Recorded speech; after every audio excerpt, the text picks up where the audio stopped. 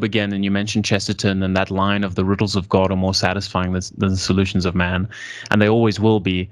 Um, there's implicit in that a kind of submission, right? An acknowledgement that I really don't know. I was thinking today a lot about wisdom, and the fear of God is the beginning of wisdom and the beginning of knowledge.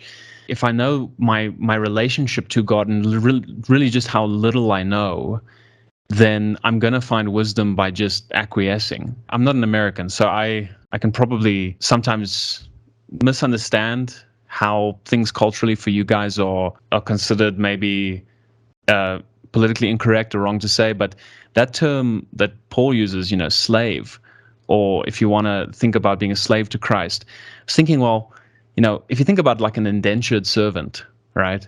I can't think of a better a better description of the relationship that I have with Christ. So there's this indebted servant. I'm completely in debt to Christ. I will always be in debt to Christ. In fact, for the rest of eternity.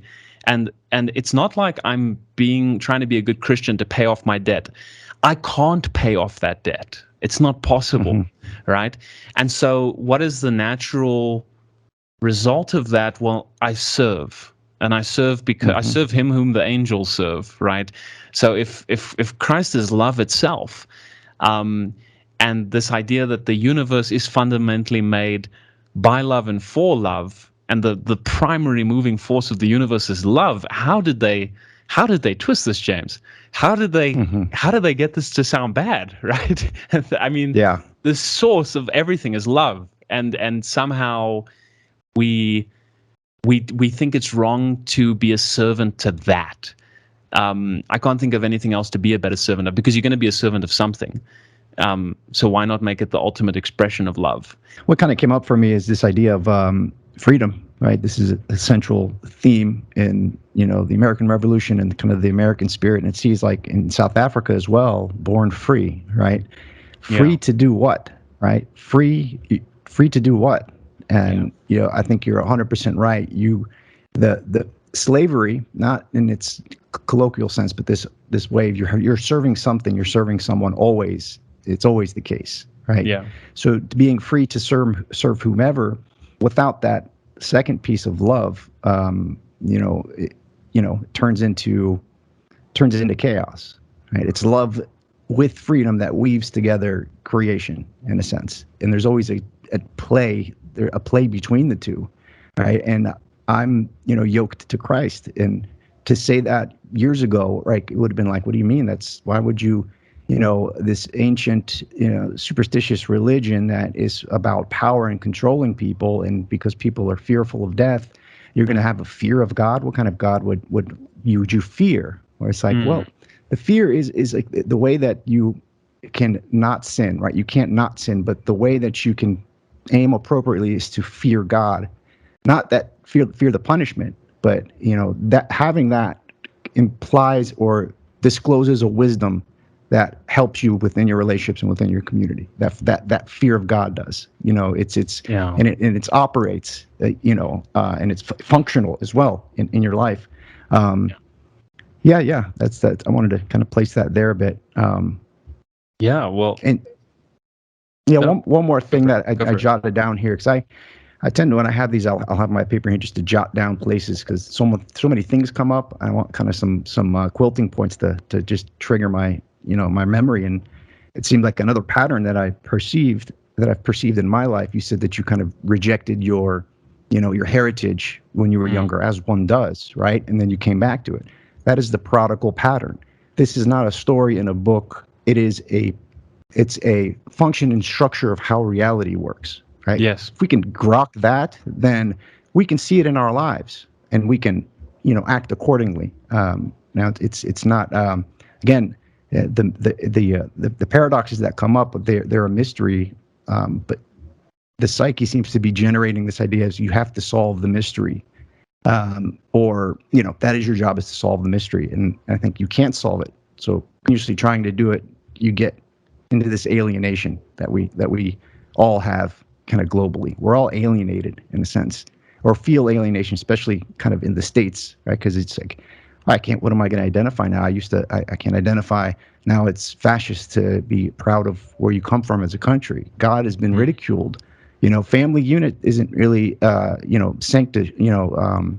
isn't really thought of like it was. So, what is that binds us together? And I think that's an open question of how to scale that, or if you have to scale that. But yeah, just some other thoughts there that popped up. Yeah, no, man. There's so much I could say. Maybe I could just talk about your point on freedom for a second. I can't remember who said it, but I love this idea that freedom doesn't mean the freedom to do what we want. It means the freedom to do what we ought, or the freedom to do what we should. So you could think of, like, if you're sitting at a dinner table and you're learning a new language, like let's just say French, and there's people at the table who have been speaking French their whole life, and they're completely free in that sense. They can just talk, they can let go, they can fully describe and encapsulate their feelings and their ideas into words. And you, due to your lack of ability, just aren't as free as them, and you're going to feel that you're going to feel like you're limited in some way. But then the more you invest in that skill and the better you get at it, the more free you're going to become to speak French freely. And in the same way, like, maybe you have been so embroiled in vices for so long that you're just not free to make the good, virtuous choice, or at least you're so caved in on yourself, right? Which is, I think, Augustine's description of sin. You're caved all around you, on all sides is you. You're caved in on that, and it's like, okay, I'm not free. I'm stuck by my own devices, and so I'm only truly free once I have the ability to willingly choose to exercise virtue. And the only way I'm going to get there is by beginning to work through it and actually submitting and acknowledging the fact that I actually can't do it by my own power. I need a savior. So that's one point I wanted to make, just on the freedom point. The points you made were very interesting. And then there's this beautiful song by Kansas. I'm sure you know about it. "Carry On My Wayward Son." Mm-hmm.